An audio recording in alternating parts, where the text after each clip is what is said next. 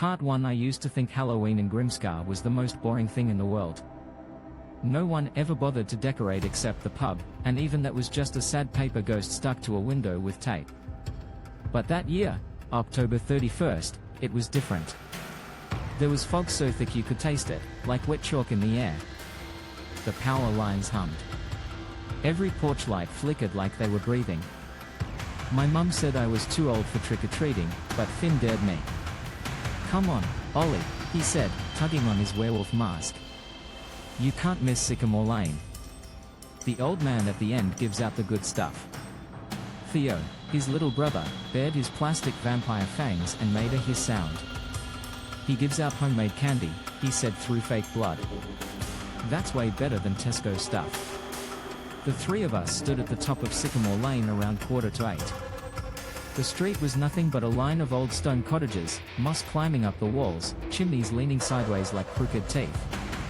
Every pumpkin we passed had gone soft and caved in. Wind screamed through the telephone wires overhead. At the very end of the road stood the Blackthorn house. The gate was chained shut, and the sycamore tree above it had shed all its leaves except one, just one that dangled and clicked against a rusted lantern. That was the only light we could see. It glowed sickly yellow, pulsing every few seconds. "That's his porch," Finn whispered. I could hear his voice shake a bit, even under the werewolf mask. I'd heard stories about Mr. Blackthorn before. Kids said he never came out during the day, that he'd buried his wife in the garden after she died and still talked to her at night. Others said he was a war chemist who poisoned the river. Nobody knew the truth. We stepped closer. The iron gate gave a low metallic groan when Finn pushed it, even though it was locked. And then, without touching it, the chain slid loose on its own. Theo gasped. I laughed, because sometimes when you're scared, you can't help it. "Probably just the wind," I said. But the wind wasn't that strong. We walked up the path to the porch. The ground was covered in soggy leaves, and every step made a sound like wet paper tearing. I could see the porch light flickering above the door, moths spinning circles around it. Then the door opened, slowly, like someone had been waiting for us. Mr. Blackthorn stood there. Tall. Too tall for someone that old. His shoulders hunched forward, and his eyes looked like black buttons sewn too tight into his skull. He didn't say hello. He didn't even move. He just reached out a thin hand and dropped 3 little wrapped candies into Finn's bucket. The wrappers were brown, stained darker in spots, like rust or old blood. "Happy bonfire night," he said in a voice so dry it sounded like it had to crawl out of his throat. Theo piped up, "That's not till tomorrow." The man smiled, or maybe he tried to. The corners of his lips cracked white like old paper. "For some of us," he whispered. Then he shut the door. We stood there for a few seconds, just listening. Somewhere behind the house, a dog barked once and then yelped, like it had been kicked. Finn grinned and said, "Told you he gives the weird stuff. Bet it's awesome." He tore open one of the candies right there under the porch light. Inside was a dark square of chocolate that smelled off. Like metal, or petrol, or something chemical. "Don't," I said. But he just shrugged. "Theo, try it." Theo reached for it, and I noticed something above us, a faint red light blinking through the fog. It was moving, circling, almost invisible in the mist. A drone. "What's that?" I asked. Finn squinted up. "Probably someone filming for bonfire night or something." But I'd seen drones before, and none of them made that low buzzing noise, that high, sharp whir like a wasp trapped in your ear. The light blinked twice, then once, like Morse code. Theo laughed nervously. "Maybe it's spying on us. Say hi, YouTube." He waved at it, and the red light turned blue for half a second. Then it shot straight up into the fog and vanished. We walked back toward Finn's house, the candy wrappers crinkling in his bucket. The fog got thicker as we went, pressing close like something alive. When we passed under a street lamp, the light flickered and hissed out, leaving us in darkness until the next one. "Did you see that drone?" I asked again. Finn shrugged. Who cares? Probably just some college kids messing about. But I couldn't stop thinking about it. The way the chain on the gate had slid open. The smell of the candy. The way Mr. Blackthorne hadn't blinked once. By the time we reached the Hargreaves' house, the fog had swallowed most of the village. You could barely see across the street. Finn's mum was still out with her friends at the pub, so we went inside and dumped our loot on the kitchen table. Theo was already tearing through wrappers. "You're not gonna eat any," he said to me. I shook my head. "Not from him." Finn laughed. "You're such a baby, Ollie." He sat down across from me, the GoPro on his forehead still blinking red. He'd been filming all night for his YouTube channel. "Say hi to the camera," he said. I stuck my tongue out. Theo bit into the dark square of candy, chewing fast like he always did. "Tastes weird," he said with his mouth full. "Kinda bitter." The drone sound came again, distant, but close enough that it made the windows rattle. Finn frowned. "You hear that?" We all froze. The hum was steady this time, low and constant, right above the house. Theo laughed again, nervous. "Maybe it's back. Maybe it's filming us now." He turned toward the kitchen window, trying to spot it through the fog. I followed his eyes, and for half a second, I thought I saw a reflection. Not ours. Someone standing just beyond the glass. Tall. Still. Holding something that glinted silver under the porch light. When I blinked, it was gone. Theo giggled again, maybe to prove he wasn't scared, and shoved the rest of the candy in his mouth. "Bet Mum's gonna freak when she sees the video," Finn said, checking his GoPro. But then Theo made a sound. A soft choking cough. He frowned, touching his throat. And then? Part 2. I didn't realize Theo had stopped laughing until I heard the sound. A wet, choking cough, then silence. When I turned, he was kneeling on the gravel, the wrapper still stuck to his fingers, his eyes wide and shining under the porch light. Finn, his. But Finn was already there, grabbing his brother's shoulders. "Theo, hey, what's wrong?" Theo tried to speak but couldn't. He gasped, clutching his throat. A strange smell hit me then, bitter, metallic, sharp like burnt almonds. The same smell that came from the wrappers. My stomach twisted. Finn's mum's car keys jingled as she ran from the house. What happened? What happened to him? She knelt beside Theo, screaming his name. I backed away, my feet crunching on the gravel. The porch light flickered, the world turning yellow, then dark again. The ambulance came faster than I expected, just 5 minutes later. Red and blue lights flashing across the stone walls, rain hammering the roof. 2 paramedics jumped out, shouting orders. They pulled masks over their faces the moment they touched the candy wrapper. "Cyanide," one of them said sharply. "We need extraction now." That word, cyanide, didn't make sense to me then. I'd only heard it in spy movies. But Finn heard it too. His eyes filled with something colder than fear. Then the headlights came. A pair of white beams cutting through the mist down Sycamore Lane, moving fast. The paramedic frowned. "Is that police backup already?" It wasn't. The sound grew louder, the low, growling hum of a motorbike. Black. No license plate. No sound except the engine. It stopped in the middle of the road, 50 feet away. The rider wore a dark raincoat and a Guy Fawkes mask. For a moment, the flashing ambulance lights reflected in its hollow eyes. Then he raised something in his hand. Not a gun, I thought, until the first shot cracked through the air. The paramedics dove behind the van, shouting. The windshield shattered. Theo's mum screamed. Finn grabbed my wrist, pulling me toward the hedge. "Run, Ollie! Run!" The engine roared again as the motorbike swerved, circling the ambulance like a shark. One of the paramedics jumped into the driver's seat, yelling for everyone to get in. But before they could move, the rider threw something, a bottle, glass glinting under the headlights. It hit the ground and burst into a wall of orange. The air went white hot, and I smelled petrol. I remember Finn dragging me through the mud, both of us slipping, coughing. The heat of the explosion warmed our backs as we ducked into the field. Grass flattened under the wind of the blast.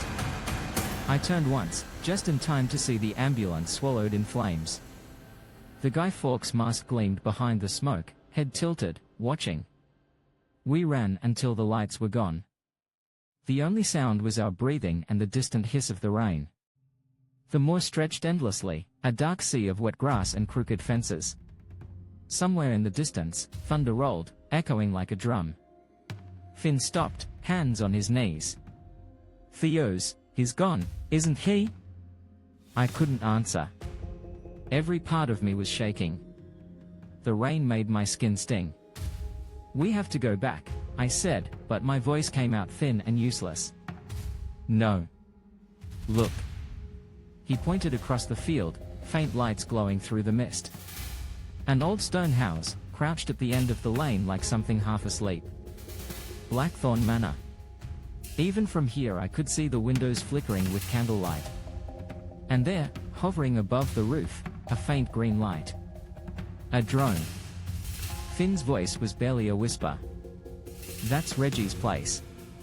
We moved slowly, our sneakers sinking into the wet soil. Every few seconds, the drone's red light blinked, like it was watching us. I thought I could hear something else too, a faint whispering hum, as if hundreds of tiny voices were buried under the wind. But maybe it was just the rain in my ears. When we reached the porch, the front door was open a crack. Inside, the air smelled of metal and old fire. A single candle burned on the table beside a bowl of wrapped chocolates, the same brown paper, the same stains. Don't touch anything, I whispered. Finn nodded. His face looked pale in the candlelight, his werewolf mask hanging from his wrist like a dead thing. The house was silent except for the slow tick of the clock. Somewhere deeper inside, something dripped, steady, like a leaky pipe. We moved past the living room. The wallpaper was peeling, the furniture covered in sheets. A photograph on the wall showed Reggie Blackthorne and a woman smiling in front of a bonfire. The year carved on the frame read 1977. The woman's eyes had been scratched out. Then we heard it. A metallic clink from below. Chains. Moving. Finn and I froze. Another sound followed, a faint electronic beep. The same tone I'd heard when Theo's GoPro was recording. Finn looked at me. That's the live stream, isn't it? I nodded slowly. Yeah.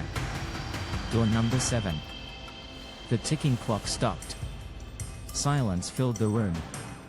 Then, a faint whisper behind us. Don't go down there. I spun around. The voice came from the kitchen doorway. Reggie stood there, tall and thin, his raincoat shining under the candlelight, his eyes black as soot. I told you boys not to wander, he said softly. It's bonfire night, after all. Finn stumbled backward, knocking over a chair. What did you do to Theo? Reggie smiled. The wrinkles around his mouth deepened. I gave him what he asked for. A treat. I grabbed Finn's arm. We have to run. But before we could move, Reggie reached into his pocket and pressed a small metal switch. The floor vibrated. A section of carpet in the middle of the living room slid open, revealing a staircase leading down into darkness. Cold air rushed up, smelling of rust and rain-soaked stone. Down you go, Reggie said. You came for sweets, didn't you? The drone outside hovered at the window now, its red eyes staring straight at us. Finn whispered, he's streaming this. Reggie turned to the drone and gave a small nod. Smile for the audience, boys. We ran. Finn shoved the door open and we bolted into the rain. The mud sucked at our shoes. The drone followed, whirring low over our heads. Somewhere behind us, Reggie's voice called out, Not shouting, just calm, certain. You can't run from the bonfire ring. We cut across the field, a breath steaming in the cold. The fog was so thick we could barely see 5 meters ahead. I heard the motorbike again, far off at first, then closer, the growl echoing through the valley. "Keep going!" Finn shouted. The engine roared closer, headlights flaring through the mist like twin suns. We dove behind a stone wall. The bike screamed past, sending up a spray of water and gravel. The rider didn't stop. He turned back toward the manor. I peeked over the wall. The drone had landed near the front door, its camera pointed toward the open cellar. The live stream light was blinking again. Something moved inside the house, shadows, too many for one person. And then the smell hit us again, burnt almonds and smoke. Finn grabbed my shoulder. "He's not alone." I looked at him. "What do you mean?" He swallowed hard. "There's more than one." The candlelight in the windows dimmed, then flickered out completely. For a moment, everything went dark. Then, from inside the manor, came the sound of hundreds of locks clicking open. Part 3. The sound of locks clicking echoed across the fields, sharp, metallic, endless. It wasn't just one door opening. It was every lock in that house. Every bolt, every hinge, every chain that had stayed shut for decades. The rain stopped. The wind didn't. Finn looked at me, rain dripping off his hair, eyes wide in the dark. "Ollie," he whispered. "He's letting them out." The fog thickened until the house vanished completely, swallowed by the white. Only the faint pulse of red light from the drone remained, floating above the porch like a ghost heart still beating. Something moved inside the mist, not footsteps, not exactly. A dragging sound. Chains scraping across stone. Then, as if the air itself decided, the drone turned toward us. Its green light blinked once, twice. Then the speakers crackled. A voice, distorted, whispering in rhythm with the static. "Door number 7 opens tonight." Finn grabbed my sleeve. "We have to go." But when we turned, there was nowhere to go, just the moor stretching out into fog. Every direction looked the same. We couldn't even see the road anymore. The voice came again, louder this time. "Come inside, Ollie. You live." That was when the porch light flickered back on, weak, yellow, and somehow inviting. The door swung open, and candlelight spilled out across the mud. We stepped inside. We didn't speak. We didn't breathe. The air was heavy, damp with something old. The smell of burnt sugar mixed with metal. Somewhere below, that same dripping sound kept time like a slow heartbeat. The living room looked different now.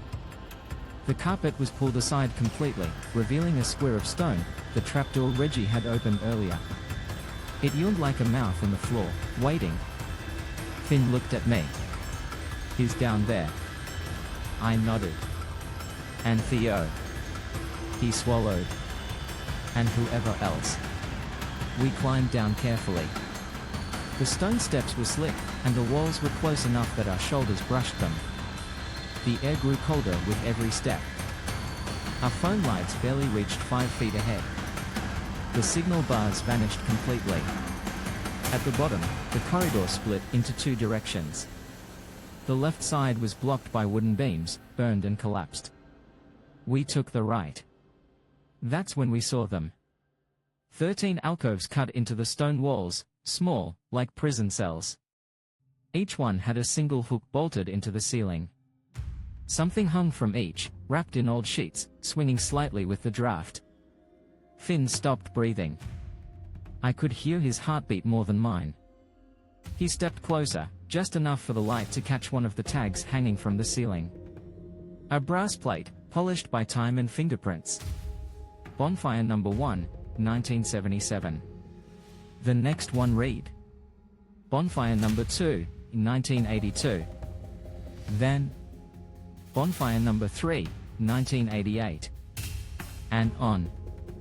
Until the last one, where the brass gleamed almost new. Bonfire number 13, 2023. Below it, the tag wasn't empty. Someone had carved words into the stone beneath. He waits for the next flame. Finn whispered, "That's this year." I wanted to tell him it couldn't be, but I couldn't make my voice work. We turned a corner, and the drone was there, hovering in the center of the chamber, its camera pointed straight at us. The red light blinked steadily. A live counter appeared on the tiny screen. 2,134 viewers. Finn raised his voice. "Stop watching! Help us!" His words echoed through the hall but came back distorted, like someone whispering them back from the walls. Then the screen on the drone flickered. A message appeared, typed in real time. "Door number 13 equals her." I didn't understand it at first, until I saw the small brass door set into the far wall. It was different from the others, newer.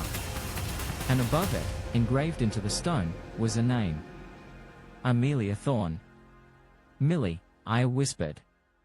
"My nanny from when I was 5. She'd vanished the same Halloween my parents sent me away to boarding school. They'd said she'd moved abroad." Finn looked at me slowly. "Ollie, you knew one of them." "No," I said, shaking my head, but my throat closed. "No, I didn't." Then a light flickered inside the small brass door, faint, golden, pulsing in rhythm with the drone. The live chat exploded on the drone's tiny feed. "Open it. Door number 13. Do it." "He's right behind them." Finn's flashlight caught the far wall, and that's when I saw him. Reggie. Standing in the doorway we'd come through. His face hidden behind a mask made of polished iron, welded in place. In his hand, a silver canister glinted. He pressed the trigger. A fine mist filled the corridor. The smell of almonds hit first. Then the sting in my throat. Finn coughed, eyes watering. "He's trying to run." We stumbled backward, through the haze. I heard Reggie's boots scraping stone, slow and patient. He wasn't chasing us. He was herding us. We burst into another chamber, smaller, lined with wooden crates and tools. Finn kicked one open and pulled out a half-empty fuel canister. "It's petrol," he said, coughing. "If he comes in." I grabbed the lighter from my pocket, one I'd taken from my dad's workshop months ago. We looked at each other. No words. Just understanding. Reggie's voice came through the fog, calm, deep, almost gentle. "You can't burn what's already ash, boys." He stepped into the doorway. The drone hovered behind him, framing the moment perfectly, broadcasting to thousands. Finn flicked the lighter. The flame danced in the petrol fumes, and the air roared. For a second, I saw Reggie's mask glowing red. Then the world exploded in white heat. When I woke, everything smelled like smoke. The air tasted like salt and metal. I was lying on the grass outside the manor, the sky above still black but glowing orange at the horizon. Someone shouted my name. Voices. Sirens. Hands grabbed me, firefighters pulling me away from the ruins. I tried to fight them off. Finn's still inside. They didn't answer. Just held me tighter. I screamed his name until my throat gave out. Days passed. Maybe weeks. The hospital smelled too clean. They told me I was lucky. That I'd passed out near the door, that the explosion had blown me clear. They said they didn't find anyone else. No Reggie. No Finn. Just melted brass, fused together into something like a face. A Guy Fawkes mask made of keys. It's been a year since then. I live in London now, with my aunt. I don't go outside much. Every bonfire night, the smell of smoke in the air makes my stomach twist. I tell myself it's over. That the bonfire ring was caught, that it's gone. But last night, my phone lit up at exactly 8 p.m. A notification from an app I'd never seen. No name, just a black circle with a red spark in the middle. It said, "Live, bonfire ring returns. View account, E13. I shouldn't have clicked it. But I did. The stream opened to static first, then a faint image, smoke, a bonfire, and a drone hovering above it. A figure stepped into frame. Small. Wearing a werewolf mask. Finn. He looked straight at the camera. His voice was quiet but clear. "See you next bonfire night, Ollie." Then the feed ended.